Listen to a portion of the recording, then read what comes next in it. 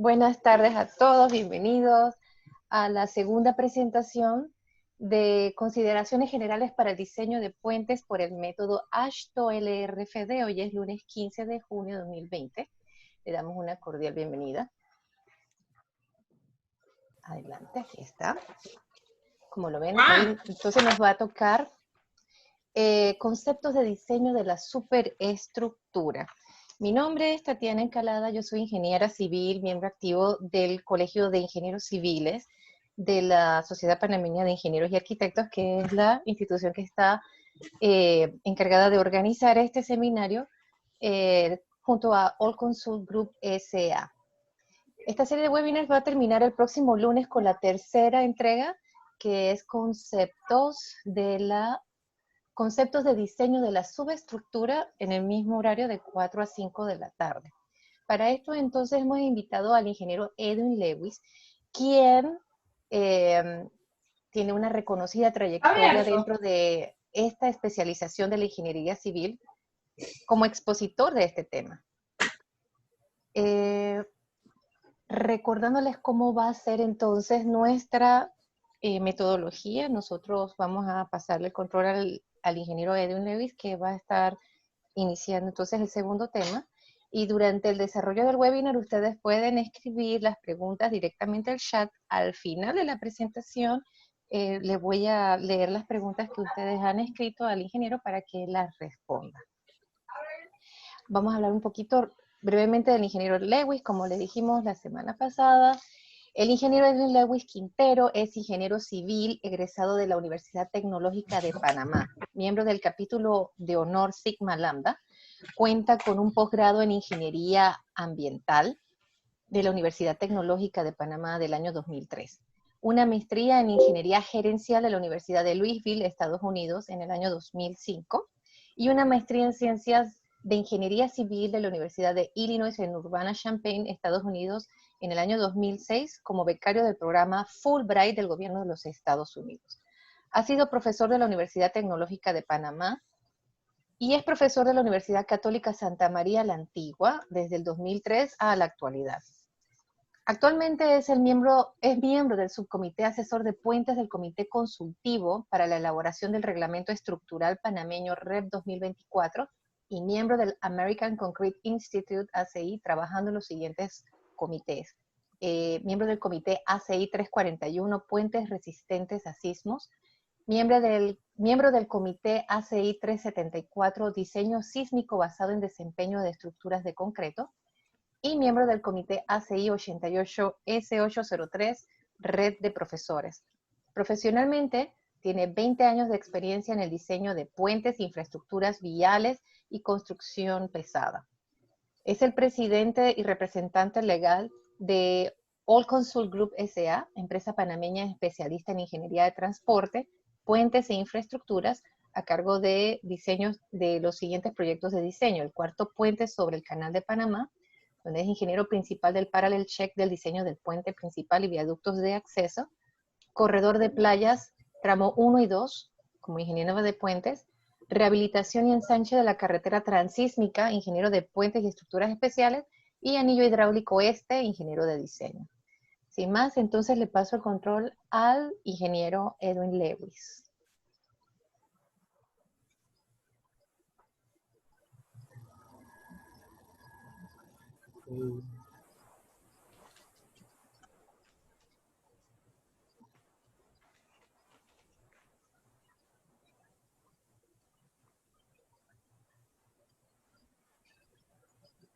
¿Se ve la presentación? Sí, correcto. Okay. Sí, se ve. Nomás tienes que ponerla en Data Show.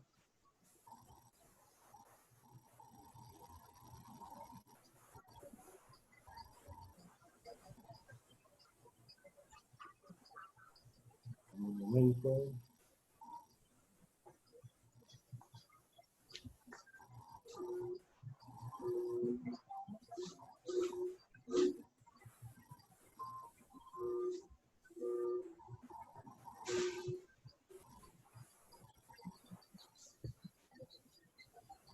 Bueno, mientras el ingeniero está siguiendo su presentación, les recuerdo a todos que nos sigan en nuestras redes sociales, en Instagram, LinkedIn, Twitter y Facebook, en @coiciespía y @colegio ingenieros, colegio ingenieros, para que nos sigan.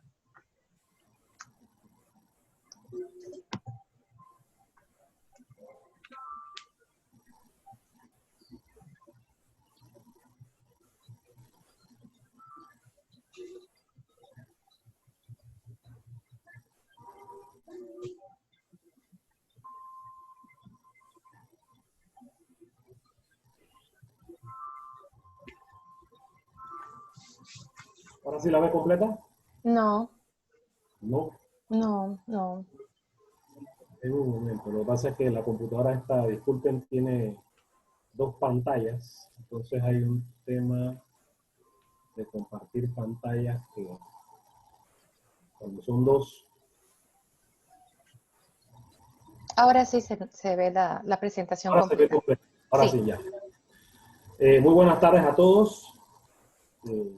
Gracias nuevamente por estar aquí y atender este webinar en su segunda parte, donde vamos a tratar los conceptos más importantes del diseño para la superestructura de puentes utilizando el método AASHTO LRFD. Para el día de hoy tenemos bastante información. Vamos a tratar de ser lo más académicos posible, explicando cada uno de los temas que tengo agendados, de forma tal de que enlacemos lo que vimos la semana pasada, cuando hablamos acerca de los fundamentos básicos, el principio del método LRFD, con el diseño de la superestructura, y la próxima semana completaremos entonces con los conceptos de diseño de la superestructura. Bien, en primera instancia, recordando aquellas definiciones importantes que mencionamos la semana pasada, porque nuevamente vamos a hacer referencia a ellas en el día de hoy.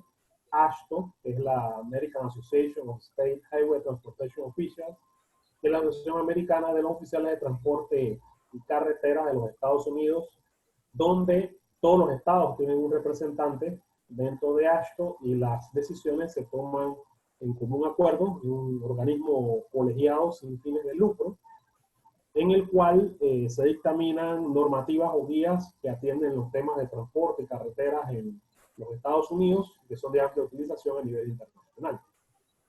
El LRFD, que es el método de diseño utilizando factores de carga y resistencia, Load and Resistance Factor Design, y también por allí vamos a mencionar la FHWA, que es la Administración Federal de Carreteras de los Estados Unidos, la Federal Highway Administration, que tiene que ver con la administración de los fondos federales en proyectos de infraestructura de transporte en los Estados Unidos. Bien, la semana pasada introdujimos el método LRFD, primero entendiendo cuál era el background histórico del mismo, también vimos cuál era el concepto fundamental, su metodología general sobre la que estaba basado, confiabilidad, estadística, la importancia de los componentes que aparecen en la ecuación fundamental de AASHTO LRFD y los 4 estados límites principales que están asociados con el método. Allí pudimos ver que el método LRFD tiene gran importancia estructural porque toma en cuenta la importancia de la estructura o el puente que se va a diseñar, el concepto de redundancia también, está basado en la teoría de confiabilidad y estadística, se establece un nivel de confiabilidad uniforme para todos los estados límites de diseño. El método fue calibrado inicialmente en 1995. Para efectos de diseño se deben satisfacer todos los estados límites y este es mantenido regularmente por la norma AASHTO. En la ecuación básica del LRFD pudimos ver de que los factores de carga modifican cada tipo de carga y para el caso de la condición básica de la superestructura, la carga muerta es afectada por un factor multiplicador de carga específico para carga muerta, la carga viva es afectada por otro factor específico multiplicador de carga viva, y la suma de estos efectos entonces es afectado por un factor multiplicador de carga aplicado a todas las cargas que se conoce como ETA, que toma en cuenta el nivel de importancia operacional del puente, toma en cuenta la redundancia y toma en cuenta la ductilidad.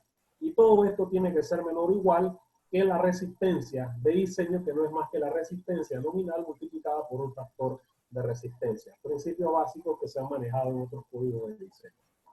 Los estados límites también vimos que son 4, el estado límite de resistencia, el estado límite extremo, el estado límite de servicio y el estado límite de fatiga, donde ahora vamos a repasar algunos conceptos básicos sobre esto que tienen incidencia en el diseño específico de la superestructura.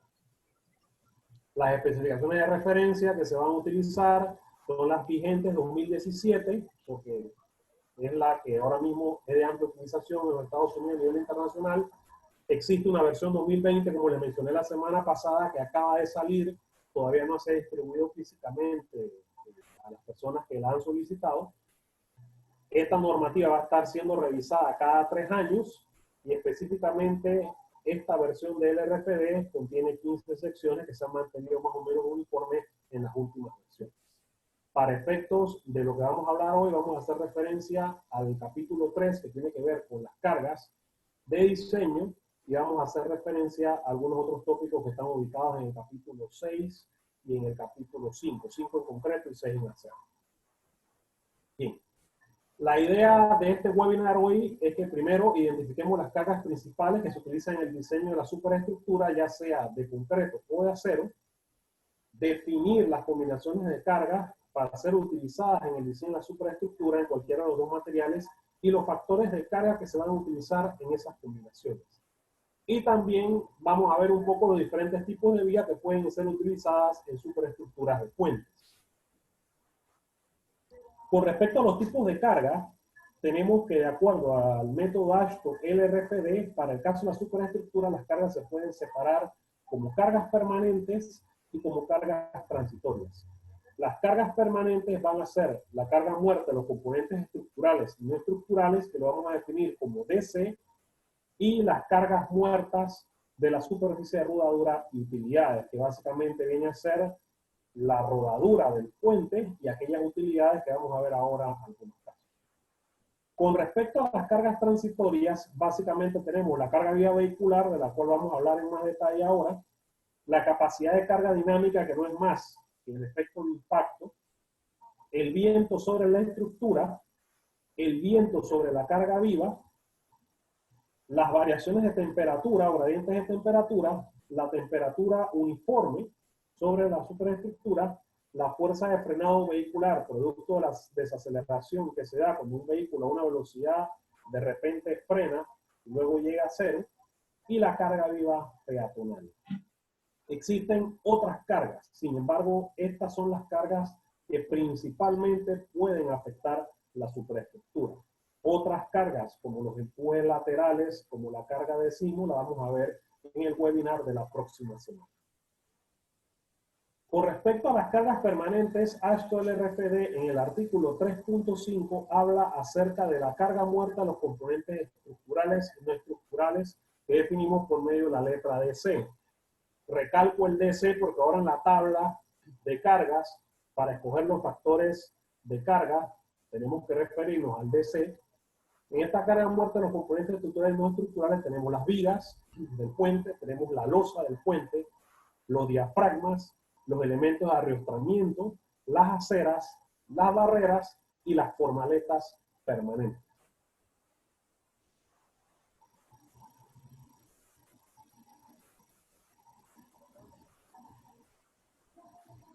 Como lo mencioné, quizás el elemento que más fácil reconocemos como carga muerta en un puente son las vigas.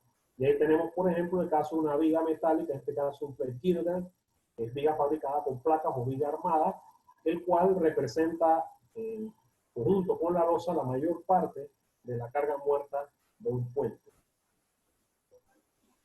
Los diafragmas, transversalmente, como veremos luego, las vigas tienden a ser conectadas en la dirección transversal con un elemento o varios elementos que vienen a ser el cross frame o los diafragmas. Estos elementos forman parte de la carga muerta y hay que tomarlos en consideración. Con respecto al caso de las formaletas permanentes, son aquellas formaletas que se colocan, como por ejemplo las losas que se hacen de metal deck, donde la lámina colaborante queda en el puente, formando parte de la losa, eso se tiene que considerar como carga muerta. Otros elementos que se utilicen durante la construcción del puente también tienen que ser considerados en el cálculo de la carga muerta. Y en el caso de que transiten cargas vivas durante la construcción del puente, también tienen que ser considerados en el cálculo del mismo.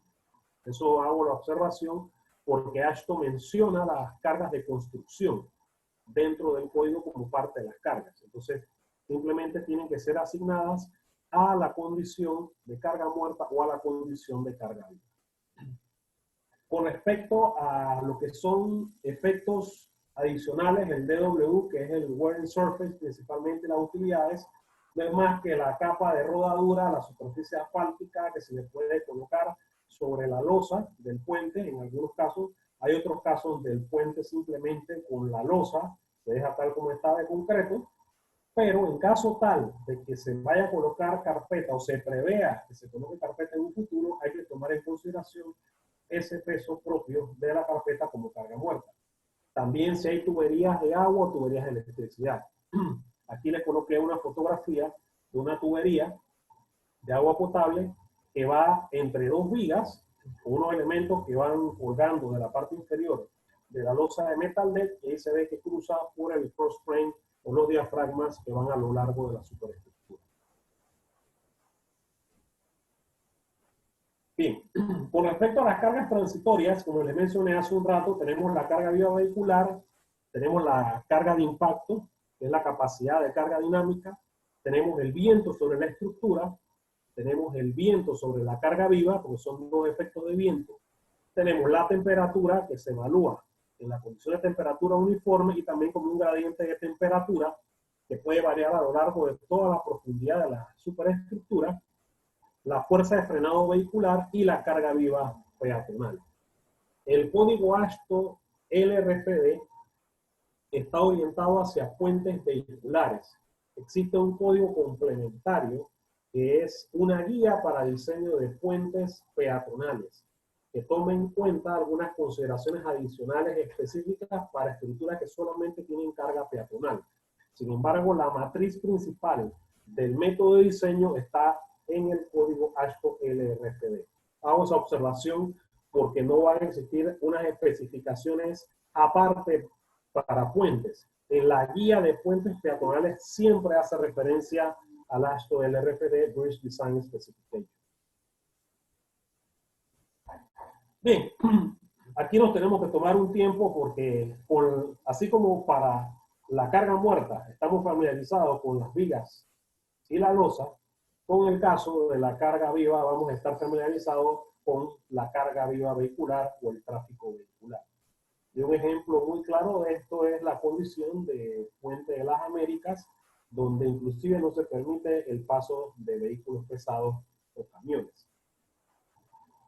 En el caso de la carga viva vehicular, vamos a hablar primero de la carga de diseño de la especificación actual y a manera de explicación docente vamos a hacer una comparación con la carga viva de acuerdo a las especificaciones estándares y la carga viva AASHTO LRFD. Recuerden que la semana pasada hablé de que existían unas especificaciones estándares que tenían el método de esfuerzos admisibles y tenían el método del load factor design, el método utilizando factores de carga. Todo eso evolucionó hacia el LRFD.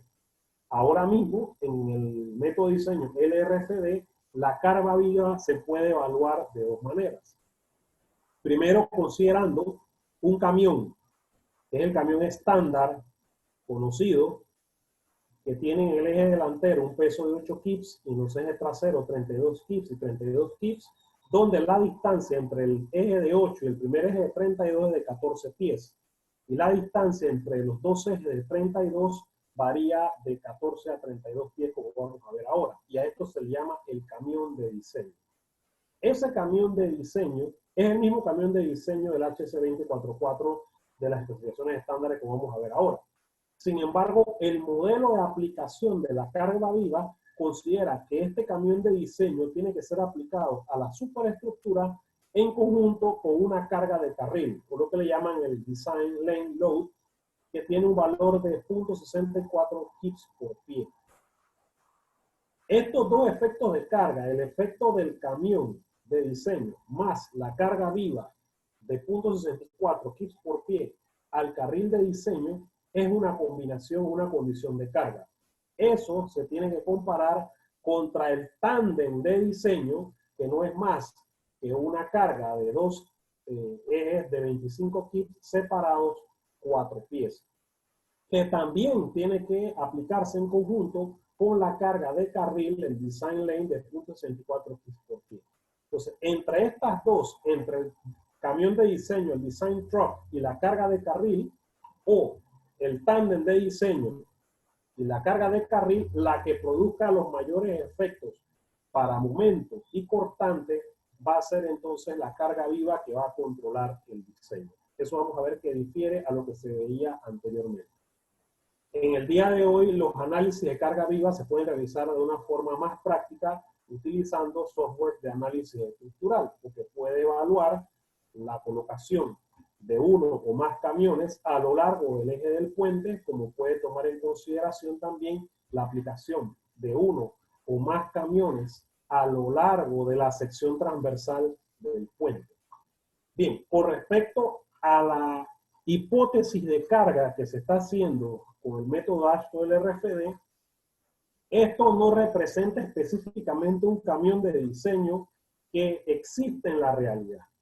Esto lo que representa son condiciones de carga viva que equivalen a una serie de efectos que se han dado en base a los estudios que se han realizado en diferentes estados en los Estados Unidos, a partir de los cuales se ha encontrado un vehículo nacional que va a representar esa condición de carga.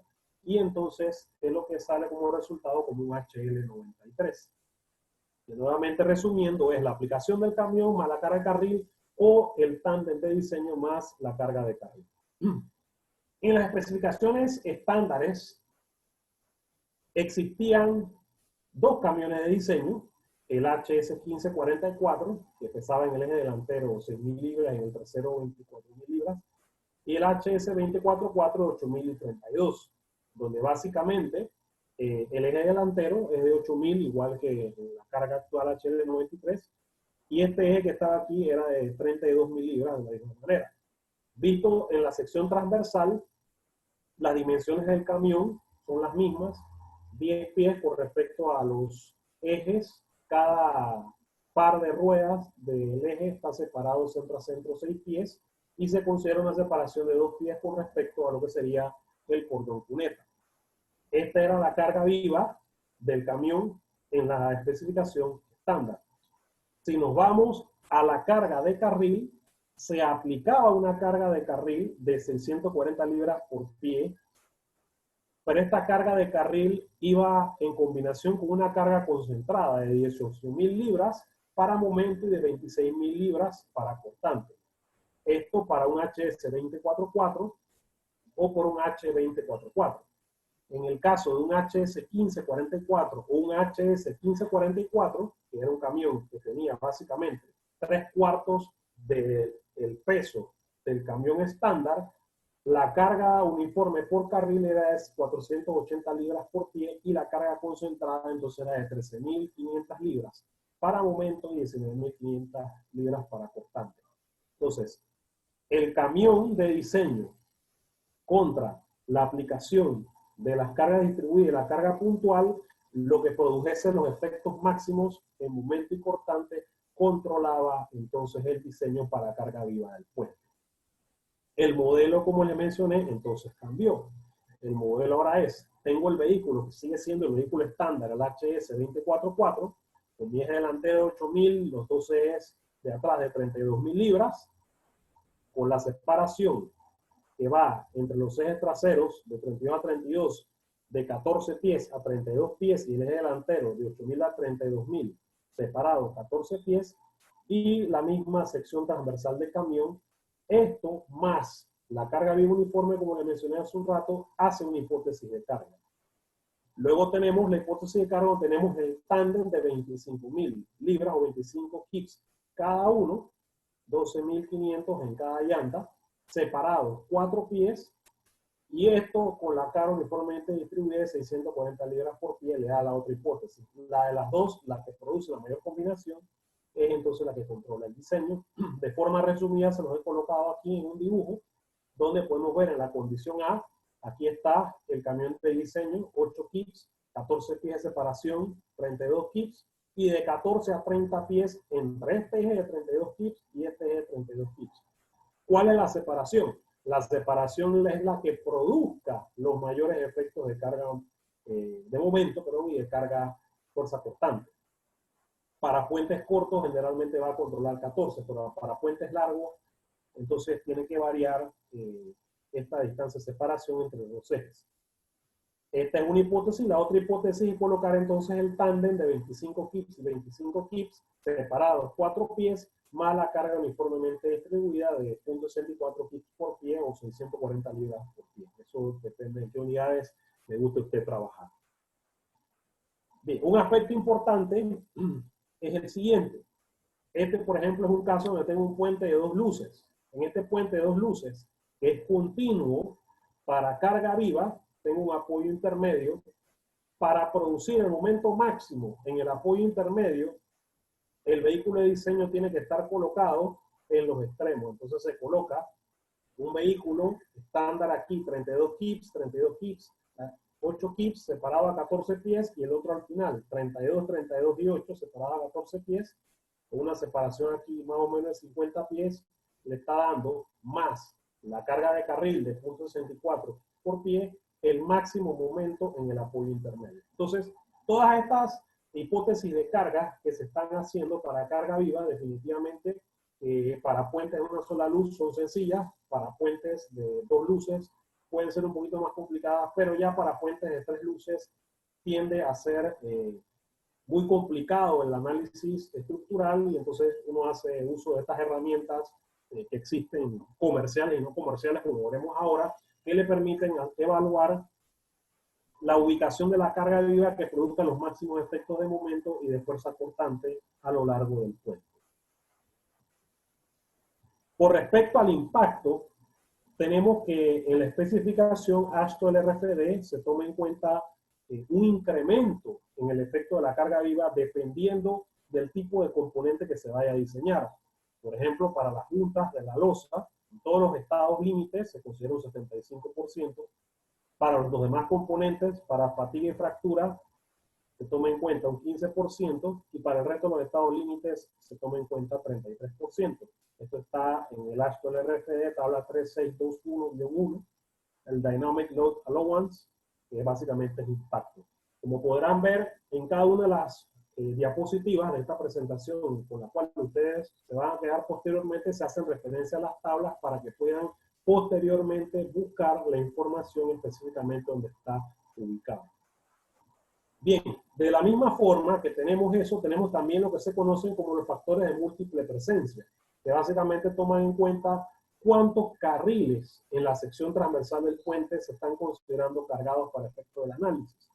Entonces, el factor, por ejemplo, para un carril cargado de múltiple presencia es 1.20, para 2 carriles cargados es de 1, para 3 es de 0.85 y para más de 3 es 0.65. Entonces, como pueden ver, en la medida en que aumentan los carriles cargados, aumenta el factor de múltiple presencia para hacer consistente, homogéneo el análisis de la sección. Esta información con las hipótesis de carga viva se utilizan para determinar fuerzas cortantes y momentos que en principio se analizan para determinar la distribución a lo largo del puente, pero después tienen que ser distribuidos por viga utilizando unos factores de distribución o utilizando el método de los elementos finitos para saber específicamente cuánto le toca a cada viga de la carga que se está aplicando en una ubicación específica. Lastimosamente ese tema no nos da el tiempo para un webinar para entrar en detalles, pero definitivamente que son temas que se podrán desarrollar posteriormente. Con respecto al viento, es interesante de que en el caso de los puentes, la carga de viento se considere como una carga importante en el diseño de la superestructura. Y esto tiene dos consideraciones. Uno, que el viento en la norma ASHTO LRFD se toma en primera instancia como aplicado al centro de gravedad de la superestructura a lo largo de la dirección longitudinal. Entonces existe un procedimiento y una metodología dentro de la norma donde usted calcula el efecto del viento y analiza el mismo aplicado en el centroide de la superestructura. Aquí se toman en cuenta, por ejemplo, si hay parapetos en los exteriores de la viga, se toma en cuenta la altura de las barreras y demás. Y en algunos casos esto puede ser importante, en otros no. En el caso de puentes más largos, puentes que difieren de los puentes típicos de viga, obviamente esto pudiera tener un efecto mucho mayor. Entiéndase los puentes atirantados, como el caso del puente Centenario, el puente Atlántico, el cuarto puente, ya tienen una consideración de viento donde usted tiene que irse entonces a modelos a escala utilizando túneles de viento para evaluar lo que son las presiones sobre cada uno de los componentes y estimarlo en el laboratorio, hacer mediciones con piezómetros para determinar las presiones de diseño.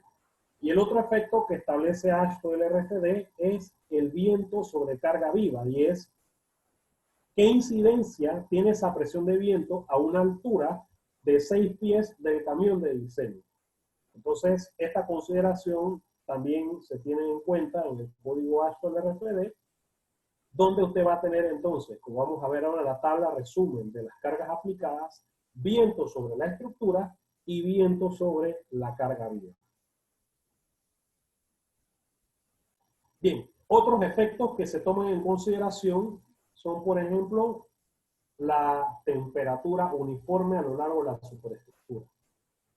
Estas variaciones de temperatura, en el supuesto de que tengan una distribución uniforme a lo largo de la dirección longitudinal, lo que van a hacer es producir expansión o contracción.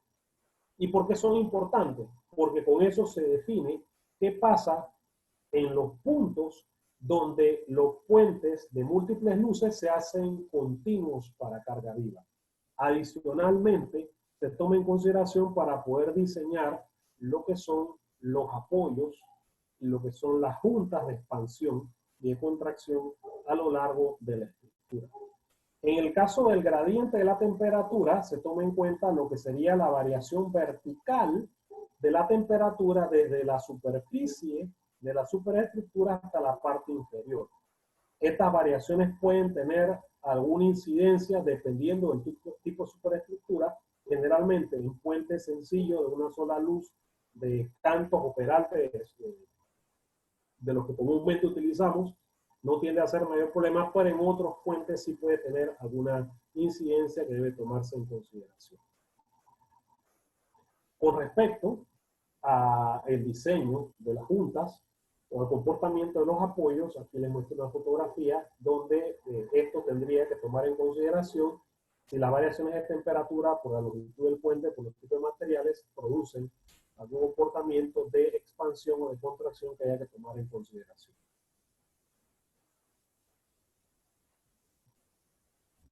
Con respecto a las fuerzas de frenado, básicamente lo que se hace es considerar que si el vehículo viene a una velocidad de operación y de repente tiene que frenar, como ustedes saben, en el diseño geométrico se toma en cuenta lo que es la distancia de frenado. Bueno, esa distancia de frenado puede producir una carga sobre la rodadura del puente y se toma entonces, utilizando principios de trabajo virtual y energía, una metodología para poder determinar cuánto es la fuerza de fricción, considerando que el centroide del camión de diseño está a una altura de 6 pies con respecto a la rodadura y ver cuál es el efecto que este tiene sobre la losa. En el caso de puentes que tienen su recorrido en planta, tienen algún tipo de curvatura, esto pudiera causar algún efecto, al igual que otras fuerzas que hemos visto, como por ejemplo la fuerza centrífuga, que no la hemos mencionado aquí. Bien, con respecto a los estados límites, la semana pasada mencionamos que existen 4 estados límites principales, que son el estado límite de resistencia, el estado límite extremo, el estado límite de servicio y el estado límite de fatiga. En el caso del estado límite de resistencia, lo que se busca es asegurar la estructura contra cualquier fallo de resistencia en cuanto a momento, cortante, torsión, carga axial, en general. No estamos hablando de ningún componente en específico. Menciono torsión porque puede fallar la estructura por torsión. Entonces, cada uno de estos efectos es considerado, tomando en consideración los factores de carga y resistencia correspondientes, y lo que tenemos que garantizar es que el puente tenga suficiente capacidad para la condición mínima de resistencia en el caso de la máxima carga. Con respecto al estado límite de evento extremo, son condiciones que dependen de eventos muy poco probables, como lo establece la misma norma AASHTO, como por ejemplo el caso de sismos, el caso de una colisión de una embarcación contra una pila de un puente, el caso de la socavación de una pila en el cauce de un río de un puente. Este tipo de eventos se consideran como eventos extremos. Obsérvese que en el caso de puentes, el viento se considera dentro del estado límite de resistencia y se considera como una carga que tiene un efecto importante sobre la superestructura. Y el sismo se considera dentro del estado límite de evento extremo. Con respecto al estado límite de servicio, básicamente lo que queremos garantizar es que nuestro puente va a estar dentro de los límites razonables establecidos en las normas en cuanto a deflexiones, aperturas de grietas, condiciones operacionales que siguen siendo las condiciones típicas de servicio de una estructura. Y en el caso del estado límite de fatiga, el estado límite de fatiga obviamente sería evaluar cuál es el comportamiento de lo que estamos diseñando con respecto a cargas cíclicas. Dijimos la semana pasada que tiene importante efecto, es de mayor consideración en el caso de estructuras metálicas, de puentes metálicos, sin embargo, también es de consideración en puentes preesforzados. Así que estos son los 4 estados límites que hemos visto la semana pasada: límite de resistencia, límite de evento extremo, límite de servicio y límite de fatiga. Cada uno de esos estados se puede subdividir, como lo vamos a ver ahora, en las categorías que vamos a ver aquí. En el caso de estado límite de resistencia, él se puede dividir en 5 estados. Estos 5 estados son el de resistencia 1, que no es más que la combinación de cargas básicas que representa el uso vehicular normal del puente sin viento. Es decir, esta es como mínimo la primera condición en el caso de resistencia que yo voy a evaluar para el diseño de una superestructura.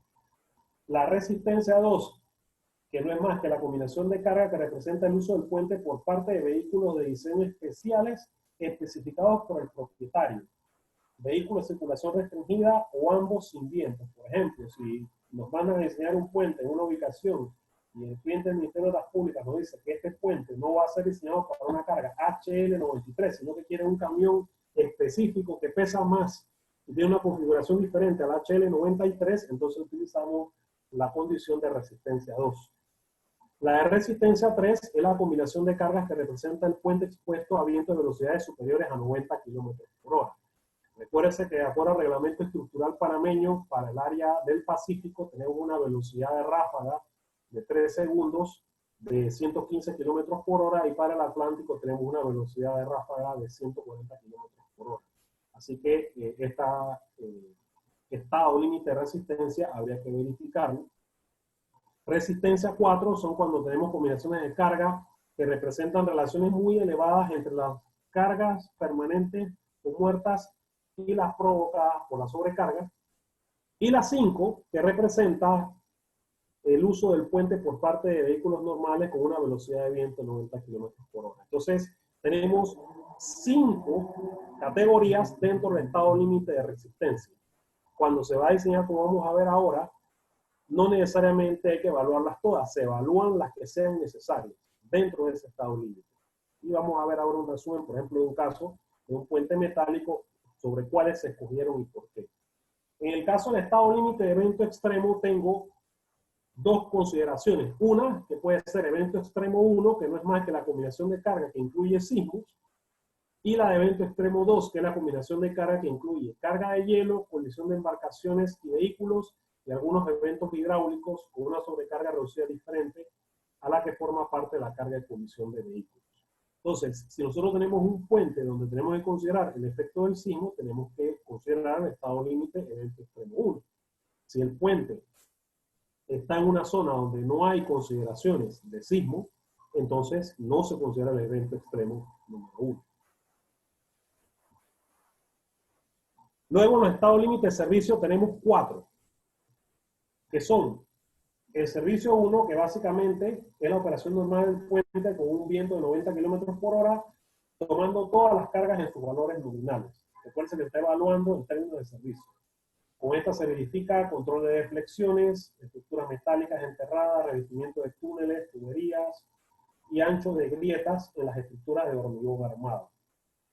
Esta también es la que se tiene que utilizar para el caso de la subestructura, como veremos la próxima semana, para hacer el análisis de estabilidad de taludes, que es una evaluación de un estado límite de servicio. La condición de estado límite de servicio 2 es aquella donde la combinación de carga toma en cuenta la afluencia de las estructuras de acero y el resbalamiento que provoca la sobrecarga vehicular en las condiciones de resbalamiento crítico. El estado límite de servicio 3 es aquel donde la combinación de carga está relacionada específicamente con la tensión en las superestructuras de hormigón pretensado para controlar la fisuración. La carga de estado límite de servicio 4 también toma en cuenta la tensión, pero en este caso de subestructuras de hormigón pretensado para controlar la fisuración. Entonces, como pueden ver, si usted va a diseñar una estructura, un puente con vigas metálicas, usted solamente va a tomar en consideración los estados límites de servicio que tengan que ver con estructuras metálicas. Entonces, ¿eso qué quiere decir? Que el servicio 3 y el servicio 4 no lo va a tomar en cuenta porque es para concreto preesforzado. Sin embargo, si su puente es con vigas de concreto preesforzado, usted tiene que tomar entonces la condición del servicio 3. Si sus pilas y estribos son de concreto reforzado, no tiene por qué tomar en cuenta servicio 4, porque ese es para subestructura de hormigón pretensado. Pero si usted hace un cabezal de un estribo con preesforzado, entonces tiene que tomar la condición de servicio número 4. Al final, en resumen, básicamente lo que va a tener esto. Va a tener 5 combinaciones para resistencia, strength, 4 para servicio, 2 para evento extremo y 2 para fatiga. Donde en la primera de resistencia, vehículos normales; en la segunda, vehículos especiales; en la tercera, donde el viento excede los 90 kilómetros por hora; la cuarta, donde la relación entre la carga permanente y la sobrecarga impuesta a las cargas vivas son muy altas; y la quinta es con condición normal de vehículos con viento. En servicio, agrietamiento en concreto en la 1, estructuras de acero en la 2, preesforzado en la 3 para superestructura, preesforzado en la 4 para subestructura. Evento extremo 1 incluye sismo, evento extremo 2 incluye hielo y colisión de embarcaciones, vehículos y demás, y fatiga, la 1 fatiga infinita y la 2 fatiga finita. Ustedes disculpen que a veces en algunos temas uno va un poco más rápido porque la mente va más adelante de lo que uno está diciendo, y también por las limitaciones obviamente de tiempo que tenemos para hacer la presentación y queremos cubrir gran parte del tema. Entonces nos vamos a la tabla que ya vimos la semana pasada. En esta tabla, que es la tabla de AASHTO LRFD 3411, que la vimos anteriormente, básicamente lo que tenemos son las combinaciones asociadas a los diferentes estados límite y tenemos cuáles son los factores de carga que aplican para cada uno. Entonces, como pueden ver, en la primera columna se menciona resistencia 1, strength 1, strength 2, strength 3, strength 4, strength 5, evento extremo 1, evento extremo 2, servicio 1, servicio 2, servicio 3, servicio 4, fatiga 1 y fatiga 2. O sea, aquí están los estados límites con sus subdivisiones, y dependiendo del tipo de superestructura, que es lo que estamos hablando de que usted va a diseñar, usted escoge los factores correspondientes. Entonces, aquí puede observar que, por ejemplo, en las cargas permanentes aparecen las que mencionamos: carga muerta, carga de utilidades. El resto las vamos a ver la próxima semana. Y en las cargas transient loads o las cargas transitorias tenemos la carga viva, la carga de impacto, la centrífuga, que no la vamos a ver, la de resistencia, la peatonal. Y tenemos los factores correspondientes. Entonces se trata de escoger para las combinaciones de carga de los estados límites para los que se va a diseñar el puente, los factores de carga correspondientes. También recordarán que mencioné que hay un factor de carga para las cargas permanentes máximo y uno mínimo. El máximo se toma en consideración cuando se va a evaluar la condición máxima de carga y el mínimo cuando se quiere minimizar el efecto de las cargas. Alguien preguntaba, ¿es posible que se tenga una combinación de carga en la que se tiene, por ejemplo, la carga muerta con un factor menos de 1? Sí, existe. De hecho, en los códigos de concreto y en los códigos de acero están basados en las combinaciones de carga. En el AC705, la carga muerta se multiplica por un factor de 0.9. Se está usando un 10% menos de la carga muerta. Lo mismo ocurre en el caso de los puentes. También ocurre que en puentes, por ejemplo, que se diseñan, entre comillas, de forma temporal, como el caso del puente de acceso a la Torre Oeste, que mencioné la semana pasada, donde trabajamos en el diseño, en ese puente hay una condición que no cabe dentro de obras temporales de construcción de ASHTO. Entonces, es un puente que va a estar 5 o 6 años y se tiene que diseñar como un puente permanente.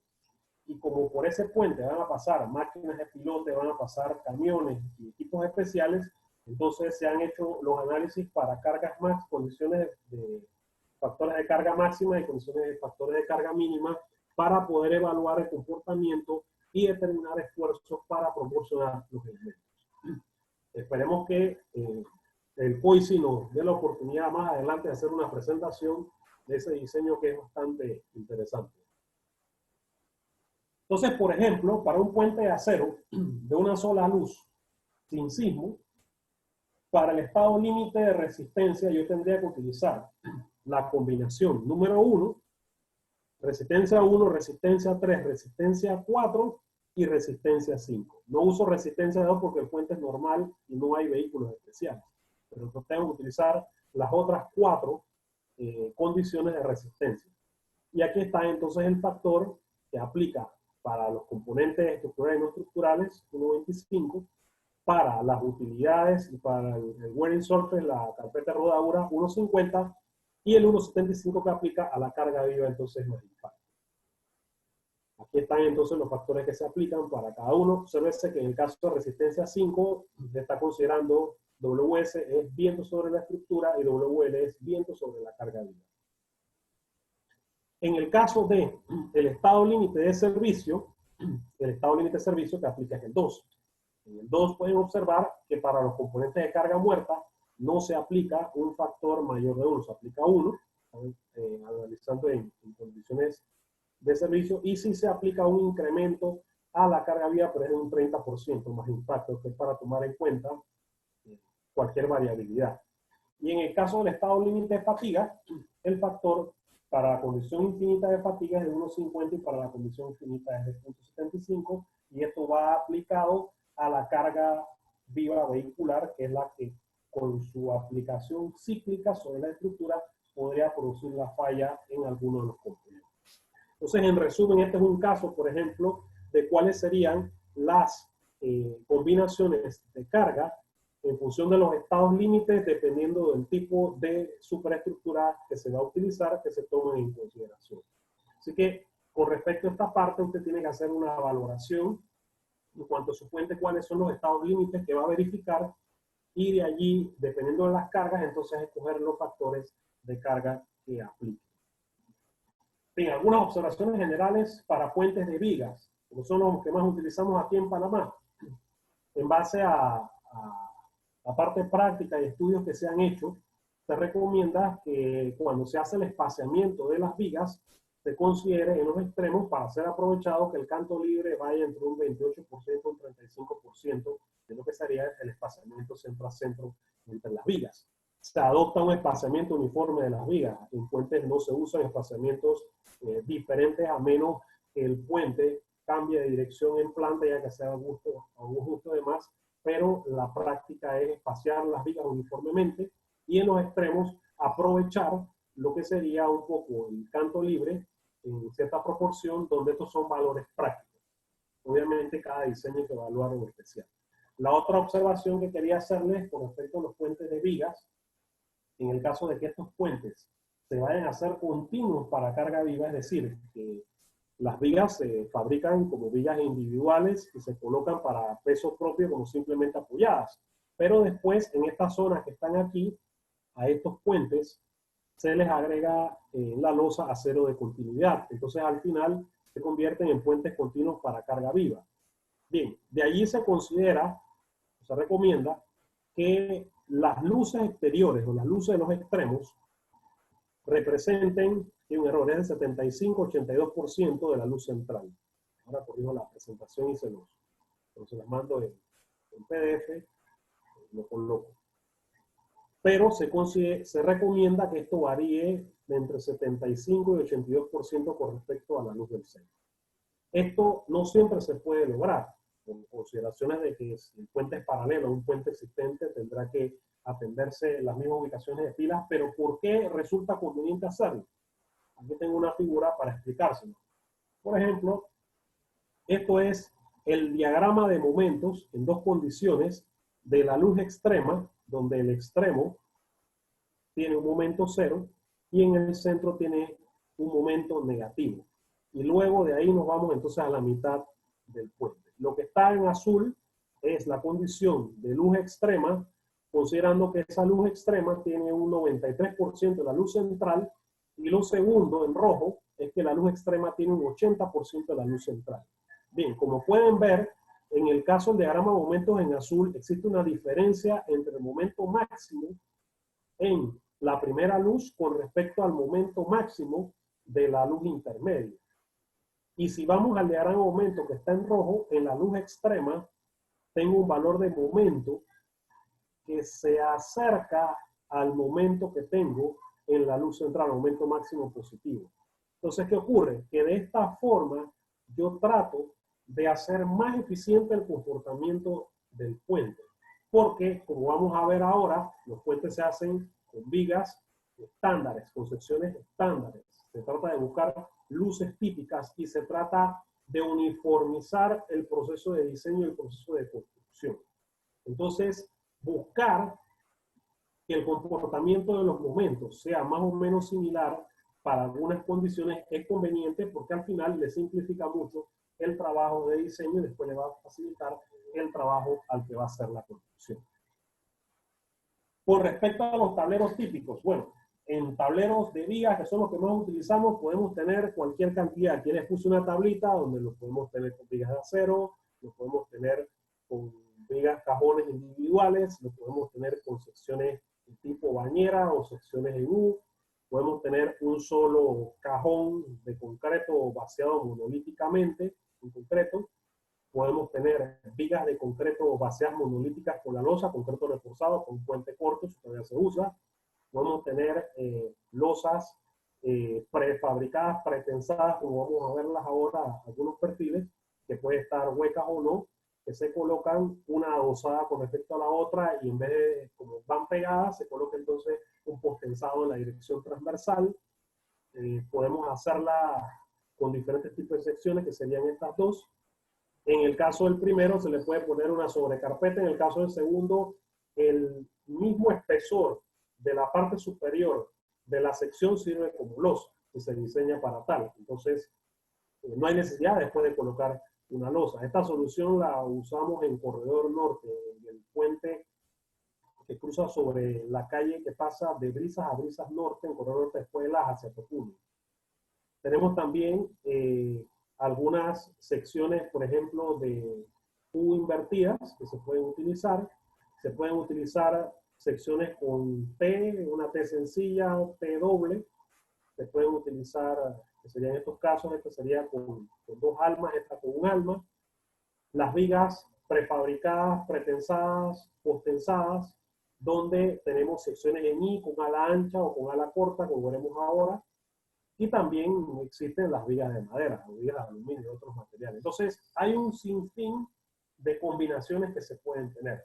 Si nos vamos a los casos prácticos en Panamá, en puentes de acero podemos tener los puentes con vigas de acero, podemos tener los puentes con vigas de acero armadas, hechas con platinas o plate girder, que han funcionado muy bien para luces largas, porque uno fabrica las secciones en función del tamaño que requiere. Tenemos los puentes con vigas de concreto, donde las tenemos potensadas y pretensadas. Eso es lo que en la práctica generalmente tenemos y es lo más común que hay. El concreto tiende a tener mayor uso sobre el acero por un tema de la parte económica. Con respecto al acero, usted tiene que poner la orden de compra del acero, pagarlo de inmediato para tener acceso a las vigas. Con el concreto usted puede jugar un poco con el tema del flujo de caja para hacer el puente. O sea, estas cosas han incidido de que por qué uno se usa más que el otro. Sin embargo, las metodologías cubren el diseño de ambos y lo que se debe hacer es un análisis de costo-beneficio y un análisis del ciclo de vida de los materiales del puente para poder determinar qué solución es más conveniente. Entonces, con respecto a los tipos de viga que nosotros podemos tener, tenemos las vigas Ashton, que son muy conocidas por ustedes, vigas Ashton en forma de I, porque hay otras vigas Ashton, donde tenemos de la tipo 1 a la tipo 4, que tienen esta forma, y de la tipo 5 a la tipo 6, que tienen esta forma. Existen las vigas Ashton modificadas, que han sido básicamente las vigas Ashton donde le han variado sus dimensiones, y por aquí les dejo de referencia la tablita con las dimensiones para cada una de las vigas de la 1 a la 6. Bien, tenemos también las vigas Ashton del PCI, las BT, donde básicamente tenemos tres tamaños, ¿no? La BT54, la BT63 y la BT72, con alturas de 54, 63 y 72 pulgadas, que están asociadas a la codificación esta. Su ala superior tiene 3.5 pies y el ala inferior tiene 2 pies, 2 pulgadas. Son secciones también muy utilizadas. Son secciones estándares. ¿A qué me refiero? A que ustedes, por ejemplo, para el caso de las vigas Ashton, en forma de I, que mostré en la diapositiva anterior, las formaletas se pueden hacer o se pueden comprar fácilmente. En el caso de la BT Ashton PCI, también. PCI es del Prestressed Concrete Institute. Estas formaletas también se pueden hacer fácilmente o se pueden conseguir, por eso son secciones estándares. Tenemos lo que son los box beam de Ashton, que son básicamente piezas que sirven para ser utilizadas de forma adosada para crear la superestructura del puente, donde las tenemos desde 27 pulgadas de altura hasta 42 pulgadas de altura de peralte, con anchos que varían de 36 a 48 pulgadas. Esta parte que está aquí es hueca. Esto es fácil de hacer también en una planta, porque esto básicamente se hace con hielo seco. Y el resto afuera se hace entonces con madera o con las formaletas si las tienen.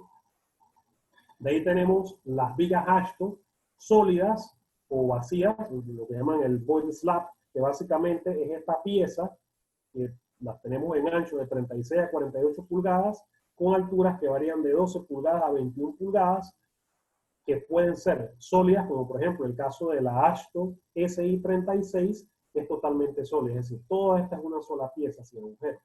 Pero de ahí en adelante, para el resto de las piezas, para la S236 tiene 2 agujeros, y por ejemplo la S448 tiene 3 agujeros, que básicamente lo que buscan es aligerar el peso de la losa.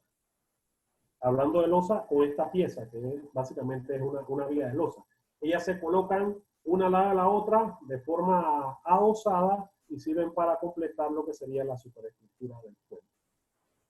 Bien, ya para unos temas un poco más especiales, luces mayores, tenemos lo que son las Ashton PCI ASBI, que son segmentos estándares para cantos libres balanceados, donde PCI es del Prestressed Concrete Institute, ASBI es de la American Society de Segmental Bridge Institute, el American Segmental Bridge Institute, que es un instituto americano de puentes segmentados, donde en esta sección, por ejemplo, una sección típica, tenemos una altura de 2,40 metros, con un ancho abajo de 5,22 metros, y arriba el tablero puede variar de 10,80 metros a 13,5 metros. Entonces, esta es otra sección para una aplicación muy particular, se las quise poner allí para que tengan una idea. Con eso te puede resolver una superestructura, o puede poner 2 de esas para resolver el tablero completo, dependiendo de los anchos del puente, cantidad de carriles y demás.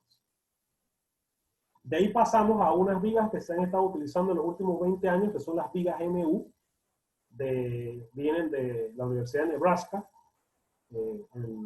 donde estas vigas tienen la particularidad que se ha demostrado con el paso de los años que son más eficientes que las vigas Ashton como perfiles estándares. Sin embargo, tiene el inconveniente que para hacerlo se tiene que tener la formaleta. Como pueden ver, la formaleta en la sección transversal tiene algunas curvaturas aquí en la parte interior, en la transición del patín superior al alma y del patín inferior al ala. Perdón, del alma al ala, aquí. Con estos radios de giro que pueden variar. Hay algunas variaciones de esta sección. Lo más importante es que en el caso específico de aquí en Panamá, el ancho del patín se ha mantenido dentro de 1 metro, 1000 milímetros, el espesor del alma en 18 centímetros, y estas alturas, que son alturas estándares, varían de 900 a 2000 milímetros. Cuando se habla de una NU 900, por eso subrayé NU entre paréntesis milímetros, quiere decir que la viga tiene un peralte o una altura de 900 milímetros. Cuando se habla de una NU 1100, son 1100, 1350, 1600, y una NU 2000 quiere decir que tiene 2 metros desde aquí hasta acá. Entonces, aquí se han utilizado, por ejemplo, las 1100 se usó en Río Baco, en Chiriquí, 1350 en el intercambio Villalobos, el Corredor Norte, 1600 en el intercambio Costa Verde, el primero que se hizo, y 2000 en el intercambio La del Corredor Norte. Y allí se puede ver la sección con un patrón estándar de cables. Obviamente el diseño de los cables va a obedecer a las solicitaciones de todas las cargas que se consideren en la superestructura. Con respecto a las capacidades de estas vigas, aquí les dejo un gráfico donde podemos ver que las vigas, obviamente la 9000 hacia la 2000, son más eficientes utilizando el concepto de resistencia que el concepto de fuerzas admisibles. Las líneas sólidas tienen que ver con el concepto de resistencia, las líneas punteadas tienen que ver con el criterio de diseño para esfuerzos admisibles. La relación que se ve en el eje horizontal es el despaciamiento de las vigas. Aquí tenemos otro gráfico donde comparamos para la misma luz y para diferentes espaciamientos las vigas ASHTO con las vigas NU. Tenemos, por ejemplo, una viga NU 1100 tiene más capacidad que una viga ASHTO tipo 3. Y así una NU 1800 tiene más capacidad que una ASHTO tipo 6. Esto basado en una investigación que se hizo obviamente en la Universidad de Nebraska, que fueron donde el doctor Maher Tadros, propulsor de esta sección, al final la patentó, llega a la conclusión que esa sección propuesta es más eficiente. Pero como les mencioné, también hay un tema de formaleta, un tema de costos que hay que evaluar y mirar en su momento.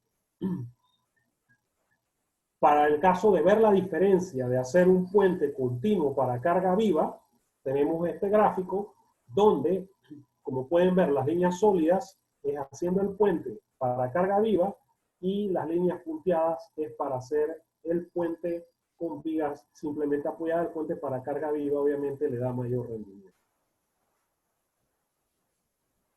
Bien, con respecto a información, porque el tema es muy amplio y definitivamente que en 45 minutos, 1 hora no se puede abordar tantas cosas, y definitivamente que se requiere tener un poquito más de tiempo para ver temas específicos de procedimientos de diseño y de cálculo. Ojalá en algún momento lo podamos hacer, ya sea con el COICE o con las universidades. Los recursos que les voy a mostrar son todos totalmente gratuitos.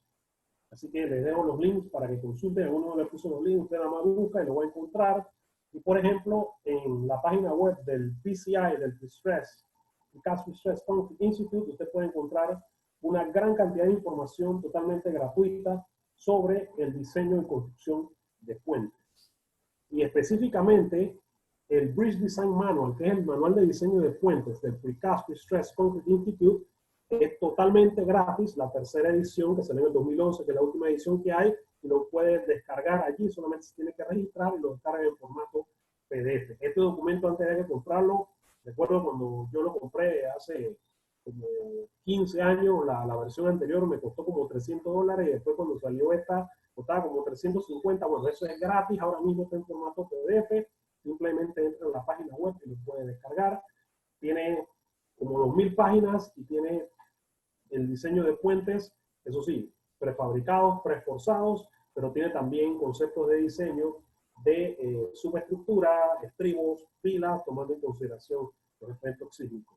Es una gran referencia para temas de diseño, se los recomiendo.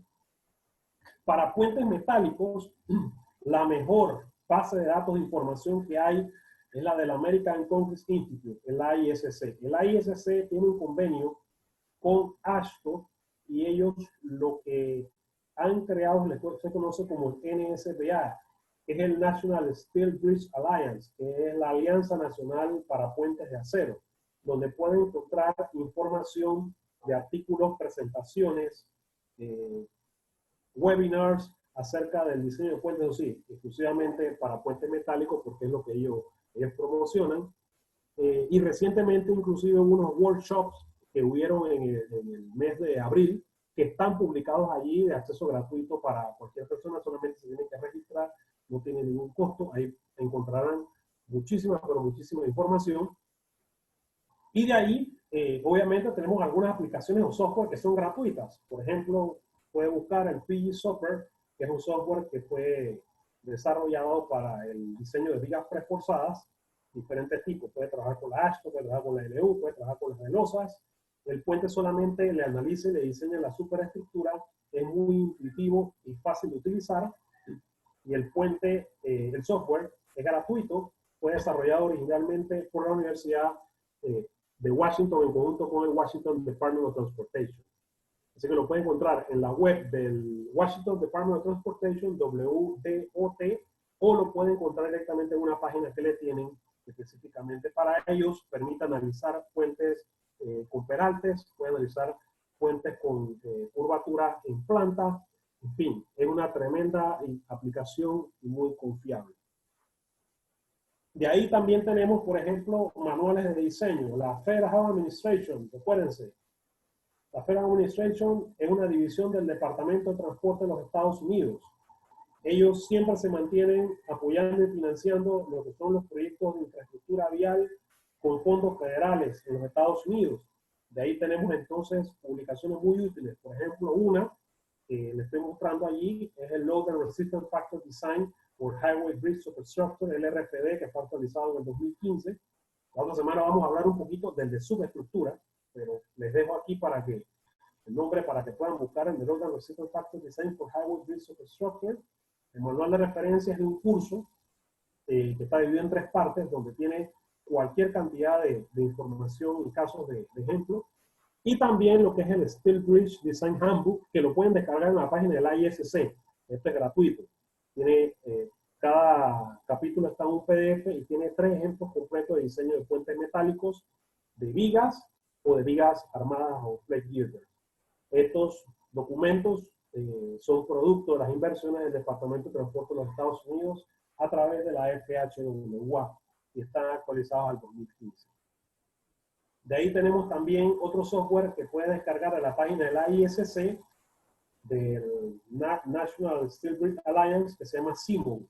Es un software gratuito que le permite hacer predimensionamientos de puentes de acero. Con este software usted puede analizar un puente de viga de forma preliminar, utilizando solamente la definición de cantidad de luces, número de vigas, carriles, algunos coeficientes básicos, y con eso corre un análisis preliminar y puede tener un predimensionamiento de un puente metálico. Esto lo puede hacer para puente de vigas, lo puede hacer para plate girders inclusive, así que te lo recomiendo, el Simon, que es gratuito. Y tenemos también uno que nos ahorra toda la complicación de tener que evaluar los splice y los empalmes entre elementos de vigas o plate girders, que es el NSBA Splice Software, donde el software le permite analizar y evaluar estas condiciones de unión, donde usted tiene placas que conectan el alma de las vigas o que conectan también los patines superiores e inferiores para diferentes condiciones, para los pernos A25, etc. Este software también se lo recomiendo, en una gran referencia. Así que definitivamente que sobre el tema de la superestructura de puentes en el RFD hay mucho de qué hablar. Esto es un pantallazo muy general, lo más académico y simple posible, para que ustedes se puedan interesar en estos temas. Y definitivamente que estamos aquí para apoyar en lo que sea posible a la SPIA y al Colegio de Ingenieros Civiles, a los cuales le damos las gracias por permitirnos hacer esta presentación. Así que si hay alguna pregunta, quedo aquí a la espera.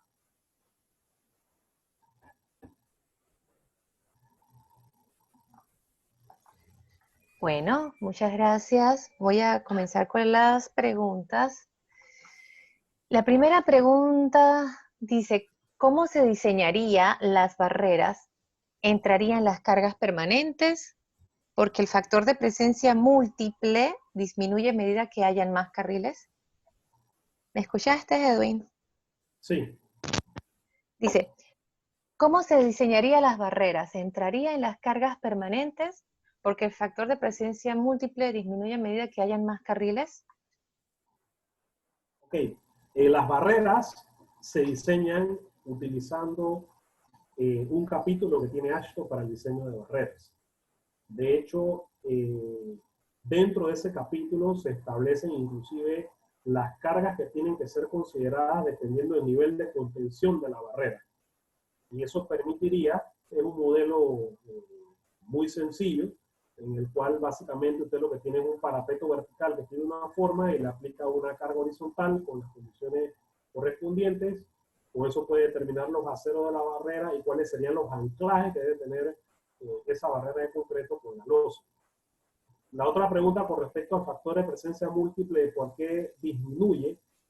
Precisamente porque si usted tiene un puente de 4 carriles, 2 carriles en cada dirección, y analiza un carril cargado, en esa condición solamente está considerando que hay uno de los 4 carriles en el momento. Recuérdense que está basado en un método probabilístico, cargado. Si considera que hay 2 carriles cargados, el factor le baja a 1, porque ya dentro del análisis está considerando que hay 2 camiones en la sección transversal.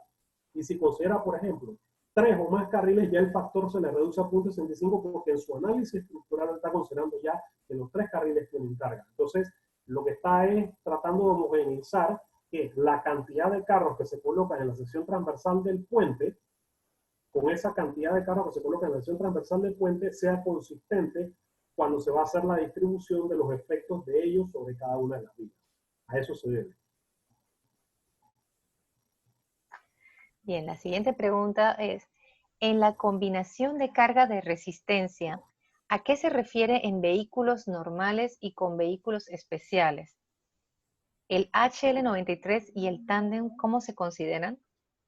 Bien, se considera que el vehículo normal, el estándar es el HL93 porque en los Estados Unidos le llaman el vehículo nacional o la carga nacional de diseño. Entonces, para ellos ese es el vehículo normal, que cubre la mayor parte de los casos que ellos creen que se puede dar en un puente. Sin embargo, cada estado o cada país puede definir un vehículo diferente a ese. Entonces, por eso aparecen para resistencia 2 estados límites. El de vehículos normales, que sería utilizando la carga estándar del HL93, estándar es cuando me refiero a típico, no que es la especificación estándar.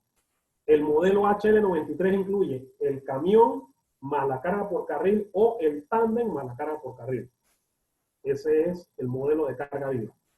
O, por ejemplo, el MOB dijera, bueno, quiero que utilicen esta condición de carga donde tendrán este camión con estos pesos por eje, esta separación, y esto lo quiero que lo verifiquen con este tándem, y esto es lo que quiero que use. Entonces, esa sería una condición especial. Por ejemplo, ¿quién ha dado aquí una condición especial para el diseño de una viga de puente? Metro de Panamá. Metro de Panamá para línea 3 dio dentro del pliego de carga y especificaciones el tren de carga a considerar para el tren que iba sobre la viga monorriel. O sea, a pesar de que esto está en las especificaciones de la American Railway, Metro dio un tren de carga. Entonces, el tren de carga que había que considerar como carga viva para diseñar, prediseñar a nivel de licitación, obviamente, lo que serían las vigas de monorriel del metro. Tengo otra pregunta. Me imagino que en algún momento de la presentación estabas hablando de esto y dicen, ¿con estos criterios también es posible diseñar puentes atirantados? Bien, dentro de la norma AASHTO aparecen las consideraciones para diseñar los diferentes tipos de puentes. Entonces, por ejemplo, se habla del puente recto. Se habla de un límite de viaje o sesgo. Se establecen también que si el puente tiene más de una luz, y dependiendo del tipo hay que tomar en cuenta consideraciones en el análisis sísmico. Y así, dependiendo de las irregularidades en el puente, definitivamente la aplicación de la metodología básica, que es la que hemos visto, se va limitando.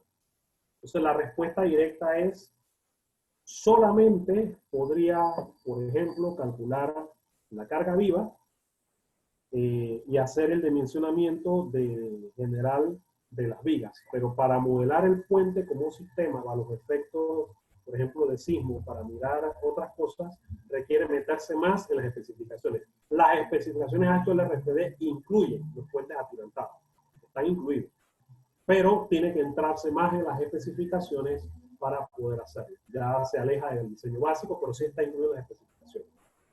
Si ustedes entran a ver la especificación HLRFD, tiene 2000 páginas. Así que imagínense, usted compara HLRFD con el ACI, que tiene 680 páginas, 690, estamos hablando de un documento de 2000 páginas. Así que sí está incluido, pero obviamente requiere evaluar el puente como sistema. Ya les mencioné que en el caso de sismos hay que hacer un túnel de viento. En el caso de viento, perdón, túnel de viento, el sismo hace un análisis multimodal. En fin, el análisis del sistema es más complejo. Tengo una consulta, dice, ¿existe un catálogo de vigas de concreto que se fabrican en Panamá? ¿Conoces? Catálogo de vías que se fabriquen en Panamá como tal sería pedírselo a aquellas empresas que se dediquen a fabricar vigas. Porque en la práctica, los contratistas de puentes tienen la opción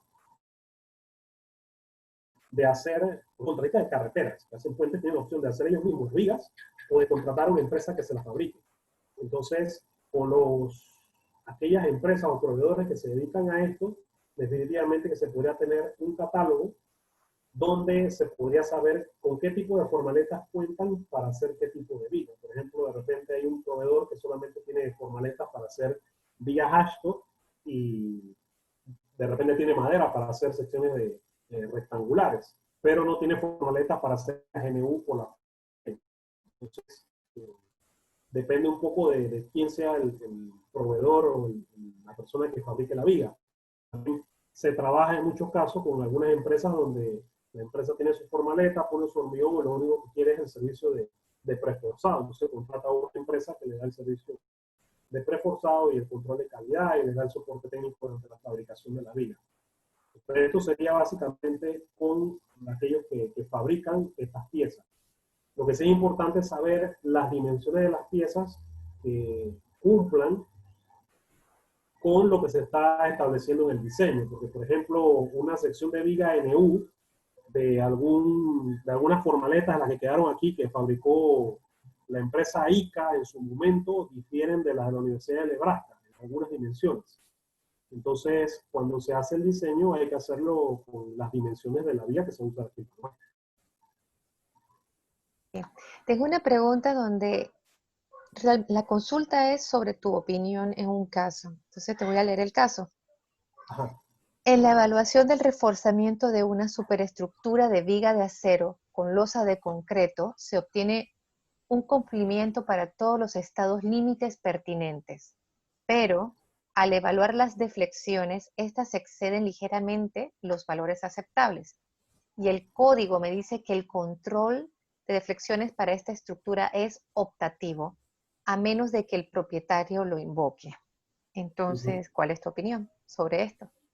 A ver, cuando se habla de reforzamiento, se está hablando de estrategias ya de modificación de una superestructura existente. Entonces, el cliente tiene que especificar, en base al análisis técnico que haya hecho él o hayan hecho otros, qué es lo que quiere con el reforzamiento o rehabilitación del puente.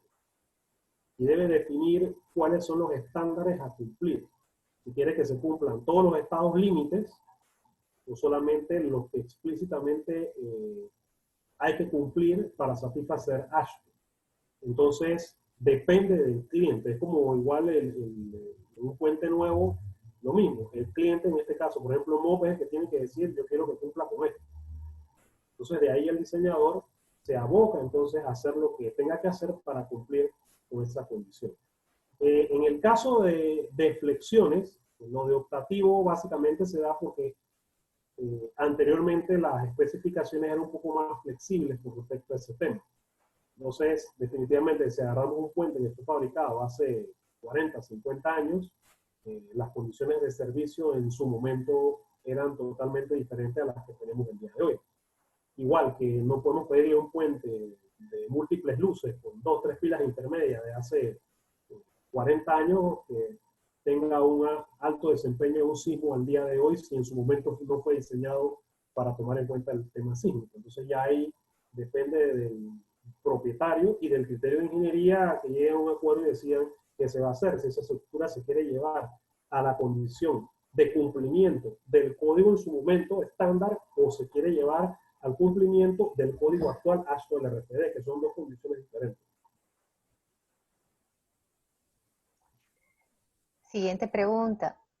Para el diseño, tomando en consideración la carga de viento, ¿en Panamá existe algún laboratorio para hacer los estudios de túneles de viento y verificar si afecta nuestra estructura? Hacer túnel de viento es porque el puente es irregular y no se podría determinar por medio de los modelos matemáticos que existen y de acuerdo a las recomendaciones del código. Los modelos de túnel de viento que se han hecho para los puentes irregulares aquí se han hecho fuera. Al final, básicamente, tiene que hacer un modelo a escala, tomando en cuenta las relaciones entre el modelo y el prototipo, utilizando estos parámetros que uno conoce, la mecánica de fluidos, que si el número de Froude, el número de Reynolds, se crea el modelo, la base del puente, el cual va a tener piezómetros y esos piezómetros van a registrar velocidades. Como eso no es algo que se haga aquí todos los días, obviamente aplica para estructuras muy en particular, no hay nadie que se dedique a eso específicamente aquí. Habría que llevarlo, las universidades en otros países son las que cuentan con esos laboratorios para hacer estas cosas, o laboratorios privados ampliamente reconocidos, que hay por ejemplo en Europa, en Canadá, en fin, que sí tienen la tecnología y los espacios, porque cuando se habla de hacer un modelo, no estamos hablando de que es un modelito de una mesa, es un modelo un poco más grande que requiere algo de espacio y ciertas condiciones herméticas para poder tratar de representar de forma aproximada todos los posibles estados de ataque del viento sobre en este caso, el puente completo, porque si lo va a hacer por el puente completo. La última pregunta. En dimensionamiento transversal en el canto libre de la orilla, ¿puede ser mayor de 0.35 del vano central si la losa tiene cables de preesfuerzo transversales? A ver, los cantolibres al final se diseñan. Entonces, como tal, si usted le proporciona suficiente acero en la dirección transversal, que es lo que entiendo para efectos del canto libre, definitivamente que lo podría hacer. De hecho, para una rehabilitación de un puente estuvimos pensando en colocar losas prefabricadas y potenzarlas transversalmente. Entonces, es posible. Existe, no es algo que se haga comúnmente. Entonces, ahora, le digo algo. Si tienen que colocar postensado en una losa de un puente nuevo, el puente no lo está haciendo eficiente, porque en todo caso haría las vigas postensadas o pretensadas para hacerlo eficiente y jugaría con los espaciamientos de las vigas para el tema de tener suficientes capacidades en la losa y en el canto libre. No, no sería eficiente. Pero de poderse hacer desde el punto de vista de lo que es la mecánica estructural, sí lo podría hacer. Bueno, entonces solamente nos queda agradecer a todos los que han enviado sus preguntas al chat y agradecerte también, Edwin, por esta exposición en el día de hoy sobre conceptos de diseño de la superestructura. El próximo lunes sería entonces el último tema con los conceptos de diseño de la subestructura de 4 a 5 de la tarde. Entonces, antes de despedirnos, les invito nuevamente a que nos sigan en nuestras redes sociales por Facebook, Twitter, Instagram y LinkedIn a @coiciespía y @colegios civiles. Muchas gracias, Edwin. Nos vemos Gracias el a próximo lunes. Bueno, todos muchas los gracias que a todos. nos vemos entonces el próximo lunes. Nos vemos. Hasta luego. Muchas gracias a todos.